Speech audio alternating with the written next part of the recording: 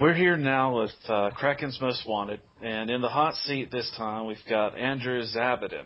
Andrew is most well known as being the owner and, I guess, caretaker of the D6 Holocron, which is a website and a wiki dedicated to Star Wars D6.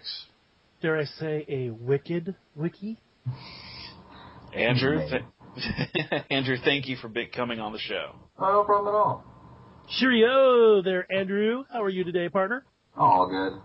All good. I love it when I hear that. So if you'll just stare into this light for a few moments while we ask you a few questions. For we have ways of making you talk. Yes, the Imperial Inquisitors have ways, you know. Yeah, you're right. Go for it. What's your experience with the D6 system? Experience with it? Pretty much started playing the game back when it was still being published, actually. I think it was 96 or 93 when I started playing it. Over at a game shop with a few guys in the group, pretty much back when I was in high school, and that's actually when even part of this Holocron even actually got created. Back in the days of being just a works document that I had, because it was too heavy to carry around all the books when you're playing a Jedi. Yes, I need this 3 pages from this book. Yeah. I need 10 pages from this book. Exactly, and every day. That was probably that was before the lovely idea of a tablet and portable PDFs. It was even before West End Games decided to actually make a book with all the Force powers in one book. It's still one of my favorite. It's still probably my favorite book was the Tales of the Jedi source book, just because of the fact that it's got all the Force powers, or mostly all the Force powers that were in the game system in one book. Regardless of how badly some of those Force powers are actually written out, yeah, they are all in one space. Yeah, at least they're in one place, so I can actually only have to carry like 3 books instead of the entire backpack or duffel bag, which is what it's actually got up to. Now, I'm not a big guy. Well, I think Daniel and I certainly understand that. Thank God for portable documents. Yeah. Thank you, baby Jesus. Yes, agreed. I'm sorry. We don't want to offend anybody. So, and baby Muhammad, whatever. I don't want anybody firebombing my house. Okay, I'm being respectful. Happy Hanukkah. Baby dreidel. There you go. Baby great bird of the galaxy, et cetera, et cetera. So, are you mostly a player? Are you a game master, or pretty much both when I can? Okay, and is this a hobby that you're still pursuing, or is it just kind of like life is what it is? Oh yeah, I'm still pursuing it. Primarily, I'm not playing any of the Star Wars games right now, but it's mostly in the Pathfinder stuff for some of the games we're playing. But pretty much whenever anybody in my group actually decides to run a game, we'll play it. And I think I've actually played about at least half the games that are out there in the last 20 plus years. Definitely. So. Yeah, I'll play any of the games. It doesn't really matter to me. Well, except for Rifts. Okay, except for Rifts. I note a bit of bitterness in your voice when you speak about it. It's just lame to me. It's just that it's super overly powered, and that's definitely not something I'm into. Is the uber powered game? I mean, we play games that are actually like super powered after a while, but they don't start like that, you know. Okay, I'm just going to point out that you play lots of Jedi, and that's all I'm going to say. Mine was always the bounty hunter. It was my favorite. Was the bounty hunter, which I don't even think I ever actually hunted down any bounties. I was just a nasty. I killed people. So. Well, then Edge of the Empire should be right up your alley then. Yeah, exactly. Because everybody's a murder hobo from space in Edge of the Empire, it seems. That was the best part of it. Now, I guess have you done any VTT, or is most of your stuff just face to face? VTT? Oh, the virtual. Yeah, the virtual tabletop. Not yet. I actually have a buddy of mine who I was asking if he'd be interested in running some of that stuff linked to the Holocron.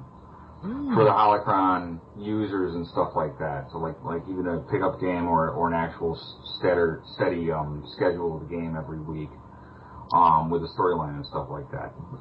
His gaming style is completely different than most people would actually be experienced, though, because he actually knows so much of the universe from the books that he wouldn't even need to create a plot line for anything or even like a source for it. It'd be like an open basically the what are they with oh Lord, I can't remember what the word reference is. Well, basically, he opens his mouth and Star Wars comes out. Yeah, basically, yeah. Okay. And it would actually create like almost a playground for everybody to actually just mess around with. Mm-hmm. Not even well, like I tell you what, Andrew, I'll offer up to you that I'd be more than willing to help you with that endeavor. Mm-hmm. I have been trying to get a pickup game on Saturdays going. It didn't work real well. I don't know if it was the time slot, lack of commitment from game masters and players, but I am currently running 3 games Monday, Thursday, and Fridays. So I can definitely get you pointed in the right direction. Okay, cool. Yeah, that would actually be good. Okay. You got to figure out exactly how to actually set it all up. That's why I had him do it mostly. Sure. Well, I mean, we'll make sure that we have information by, at the end of the interview, we'll go ahead and trade up information and we'll hook up. Okay, cool. You just have to answer your email in a timely fashion or I will hunt you down. Oh yeah, I try to get the email done. I just recently, actually in the last couple of months, got the email working properly on my computer again, so. There you go. Tell us about the D6 Holocron. Yeah, tell us, give us the spiel about it. Basically, one of the things I wanted to, one thing I always wanted to stress, it's kind of the thing I actually get paranoid about, is I always never wanted to make sure, or try to say that again, always wanted to make sure I wasn't stepping on anybody's toes when I actually created this. The Rancor Pit and some of the other forums are actually doing really good with creating or translating or converting information from the D20, the Saga, and whatever, plus some homebrewed stuff. They didn't want to step on any of their toes. The thing I truly wanted to actually work on was making all the information that was out there in those forums in one place. Because not everybody is actually very good with dealing with the forums. I know I'm terrible at monitoring forums or even reading through them. I can't even pay attention to Reddit. This is just confusing in my brain for some reason. Which is why the wiki and the downloads are actually there, so everything's in one place. Now, yeah. Now, D6 Holocron is actually broken up into 2 sections, correct? Yeah. Primarily, yeah, because you got because pretty much you got the books, the actual PDF files. For some reason, I haven't converted the comic book files for the journals and such like that. And of course, any of the homebrewed books you want to actually, because a lot of people still like actually getting it out of the book, even if it's not hard copy. At least it's software there. Some of the extra tools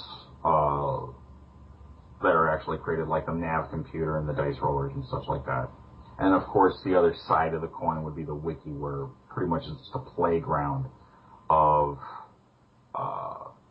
canon-sourced material as well as homebrewed materials or even crossovers.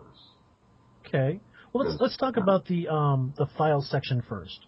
Mm-hmm. You have mostly the original material there that's available for download, and you also have some of the Star Wars journal stuff. Notably, the 2 missing issues is something that you've been recently able to add. Mm-hmm. Those were the ones that were in pre or post production, but were never actually printed. Right. And you also have a section for homebrew fan made stuff. Mm-hmm. Okay. Most of that was actually from the Rancor Pit with Gry and the guys. Okay. Well, those files. You know those guys. Yeah. We know those guys. I tell you, you will definitely have to take a look at Ty's optional rules book when we get that all done and compiled, which might be after this weekend, maybe next week. Mm-hmm. I think that was on that was posted on the Google forums, right? Mm-hmm. Yes, it was. Yeah. He's one of mine. Okay. I own his soul. So, yeah, it's one of those. I'm gonna see if there's enough of it. I was gonna make an entire page for that. Sure. Now, hey, another question I had about the files end of it. There are many different. Now, taking a look at the files and stuff out there. Now, there are a lot of different quality and versions of those files that are available from different resources. So we don't need to go into where they come from, but I mean, they're out there and they're available. How did you have a criteria for that? Because I'm going to tell you, there was a person probably about 12 years ago who scanned in a ton, actually all of the Star Wars stuff, and his initials were MJS, and they were put on the end of most of his files, and those seem to happen to be the cleanest and best copies that I have been able to come by. Those are the ones that I reference. Did you have any criteria like that when you were going through, or you went, oh my God, I got all these files, I'm going to share them? Basically, yeah, I actually found like several different versions of almost every one of the books, because there was a lot of people that actually scanned them in. I tried to find the ones that were obviously a little the cleanest I could see, but one of the biggest ones I was trying to push was that if you could highlight the text in the book itself, because some of them were just imaged and the file didn't recognize the text in the book. Right, they were OCR'd. Yeah, if you could actually highlight the text, that way somebody can actually make a document with the notes that they wanted to actually have for the game before they go to the game. Just print out 3 sheets and be done with it. That's the first thing primarily, I think that's the only thing I was truly trying to look for, is anything that you can actually copy and paste. All right. Now that you've told us about the file end of it, tell us a little bit about the wiki side of it, how you have it set up, and a little bit about like how one would have to go around to. I mean, if somebody wanted to post, or if they wanted to have an account, some of the hoops they'd have to jump through, and why. I'm going to start with that one actually first, because that's the biggest annoying one, especially. Since it's a wiki, there's actually a lot of robots, programs, or bots that are designed to go and find the wiki or media wiki programmed websites and post tons and tons of advertisements for stuff that doesn't have anything to do with the material in the actual website. I think the most common one we were getting was jewelry from Russian sales, Russian mail-order brides, which for some of the geeks, I can admit, they might be interested, but in most cases, not. Okay, come on. I've seen those pictures. Those women are hot. Yeah, but it was just text. There was no images. Yeah. I always thought it'd be kind of funny to take a look at that and, be like, the girl is like totally hot and she sounds hot on like the phone and everything like that, and she shows up and she's got a beard thicker than yours. You know what I mean? It just, she's smoking frivolous, cool cigarettes, and she's got a voice like this and an Adam's apple bigger than yours. Come here, just an American. That would be my luck. It's my buddy that actually ended up going to Russia and coming back with a supermodel. So, there was a lot of those. He used his force point, huh?